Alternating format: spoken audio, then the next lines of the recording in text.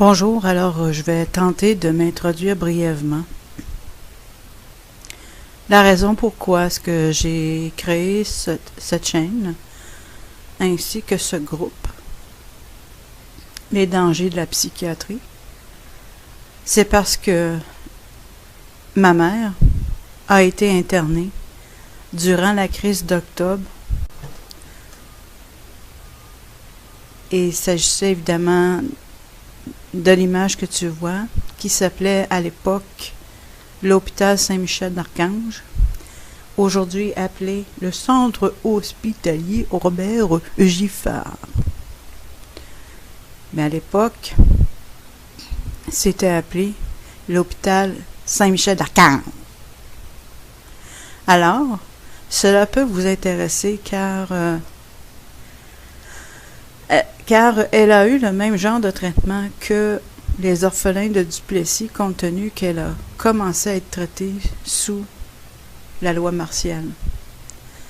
Après avoir été abusée par mon père, et que son propre père l'a mise à la porte lorsqu'elle n'avait que 14 ans, avec ses valises, non parce qu'elle était turbulente, mais il voulait s'en débarrasser.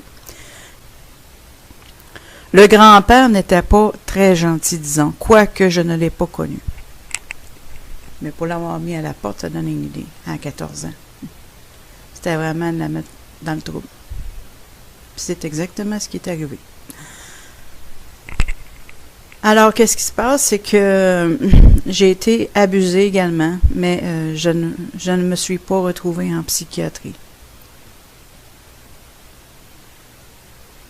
Je suis extrêmement combative. J'ai comme par hasard, oui, c'est ça, comme par hasard, obtenu une maîtrise en psychologie et je suis devenue membre de l'Ordre des psychologues du Québec, bien que je n'ai jamais pratiqué parce que j'étais incapable de demander tant d'argent pour mes services. Je ne me crois pas une princesse pour avoir des traitements de faveur spéciaux, genre vider les poches pour mes services. Et si vraiment tu veux aider quelqu'un, tu ne vas pas casser quelqu'un à t'aider. Tu ne vas pas casser quelqu'un financièrement. En tout cas, pour ceux qui n'ont pas d'assurance, pas tout le monde qui a les assurances, puis moi, j'aime pas aider les bien nantis. C'est pas ceux-là qui ont vraiment besoin d'aide. Je vais continuer de lire mon témoignage, bref. Et puis de plus, j'étais extrêmement déçue du milieu scolaire où j'ai eu ma formation. Car je me suis rendu compte que les psychologues scolaires n'ont pas le temps d'aider les enfants, car ils devaient, du moins à l'époque, se parachuter dans 5 écoles. On parle d'environ 1997. Alors à l'époque, ils devaient se parachuter dans 5 écoles, une par jour. Une école par jour à s'occuper. Alors on n'est plus comme la façon que j'ai mis ça, c'est qu'en fin de compte, on est plus des pompiers. On fait plus éteindre des feux que d'être psychologue à ce point-là. Et puis moi, j'avais étudié pour réellement aider les gens, particulièrement les enfants, puisque je n'ai pas eu d'enfance moi-même.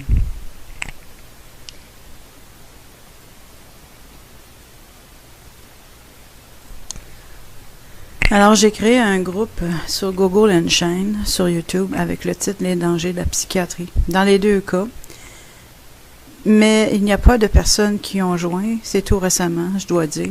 J'ai publié des vidéos sur la psychiatrie, mais ce n'était pas sur une chaîne spécialisée contre les dangers de la psychiatrie, comme ce l'est présentement.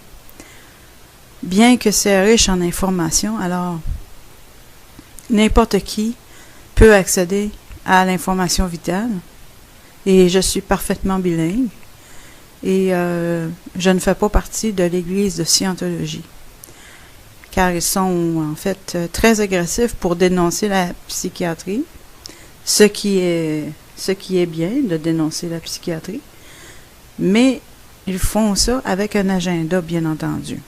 Alors, j'offre une ressource alternative et je les dénonce par la même occasion, parce que ça ne donne rien de quitter un problème pour se retrouver dans un autre. Et soit dit en passant, j'étais pas consciente que... C'est quoi son nom déjà? J'étais pas consciente que Rod Vienno était en association avec l'Église de Scientologie. Alors, tu peux t'imaginer que c'est une bonne chose que je ne lui ai pas envoyé cette lettre-là. C'est qu'en fin de compte, je lui avais d'abord envoyé son adresse précédente qui était, bougez pas, qui était rodvienno à distributel.net. Une bonne chose. Parce que j'ai découvert que il est au moins en lien avec l'Église de Scientologie. Puis il va aussi loin que de dire que comment est-ce qu'il s'appelle dans l'acteur? Moi, je suis pas une personne qui suit tellement les acteurs, puis les chanteurs, puis les groupes, ci, puis ça. La chante perte de temps, je trouve. C'est ça. Fait que Tom Cruise, ouais, qui fait partie de l'Église de Scientologie, puis Rod Vienno va jusqu'à dire que c'est... J'ai pas le terme exact devant moi, mais dans le sens de dire que c'est un champion de la vérité. Quelque chose de même. Fait que, en fait, je vais pas jusqu'à dire qu'il en fait partie. J'affirme pas quelque chose que je ne sais pas. Mais chose certaine, c'est que il est en association avec l'Église de Scientologie au point de dire que Tom Cruise est un champion de la vérité. Mais là, c'est pas le mot champion qu'il utilise, OK? Mais c'est dans ce sens-là. Donc, il championne pour la vérité, OK? Fait qu'effectivement, moi qui, au départ, a créé cette chaîne-là, et puis ce groupe-là, justement, pour offrir une alternative à l'Église de Scientologie, qui, eux aussi, exposent les dangers de la psychiatrie. Bien, justement, dans ma lettre, je lui parlais, justement, que j'étais contre l'Église de Scientologie. Fait que, après ça, bien, j'avais trouvé d'autres adresses courriels pour lui envoyer ma lettre. Mais, entre-temps, j'ai trouvé des vidéos où est-ce qu'on pouvait le voir. Et j'ai réalisé, en fait, que là, ça ressemblait que faisait partie, du moins qui était associé à l'Église de Scientologie. Et puis là, ben, ça m'a amené à faire une recherche pour constater qu'effectivement, il est au moins associé à l'Église de Scientologie. Moi, je ne suis pas. J'offre une alternative à ceux qui ne veulent pas se faire embarquer soit dans une religion ou soit dans un autre patente. Parce que la religion, c'est beaucoup de contrôle de la pensée, contrôle des personnes par les croyances. Je parle des religions, je parle pas que... Je suis pas en train de dire qu'une relation avec le Créateur, c'est une mauvaise chose. Je suis juste en train de dire que les religions, ce n'est pas le Créateur qui a créé les religions. Sinon, il serait drôlement confus. Alors, je vais continuer de lire. Je termine en disant, j'ai fini par comprendre par mon expérience très riche sur ce continent merveilleux qui fait la promotion de la Demon Crazy. Ils appellent ça la démocratie, mais que les Canadiens français constituent une population cible. On avait encore, comme preuve de ça, on avait encore l'Union Jack jusqu'en 1948 comme drapeau. L'Union Jack, c'est le drapeau britannique. Fait que on a eu ça jusqu'en 1948. Et bien entendu, ils ont dû tirer l'oreille de Maurice Duplessis pour avoir le fleur de lys adopté. Et puis, effectivement, les conspirations existent. Et la preuve que les Canadiens français sont une population ciblée. C'est qu'est-ce qui est arrivé aux orphelins de Duplessis, entre autres choses.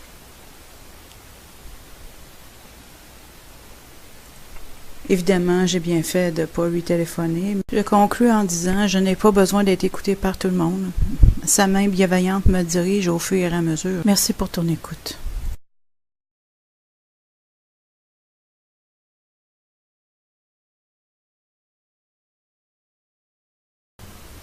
Bonjour, alors je vais tenter de m'introduire brièvement. La raison pourquoi est-ce que j'ai créé cette chaîne, ainsi que ce groupe, les dangers de la psychiatrie, l'hôpital Saint-Michel-d'Archange.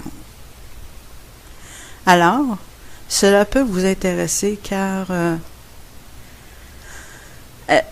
elle a eu le même genre de traitement que les orphelins de Duplessis, compte tenu qu'elle a une voix qui s'appelait à l'époque l'hôpital Saint-Michel-d'Archange, aujourd'hui appelé le centre hospitalier Robert Giffard. Mais à l'époque, c'était appelé psychiatrie. C'est parce que ma mère a été internée durant la crise d'octobre. Et il s'agissait évidemment de l'image que tu as commencé à être traitée sous la loi martiale. Après avoir été abusée par mon père et que son propre père l'a mise à la porte lorsqu'elle n'avait que 14 ans avec ses valises, non parce qu'elle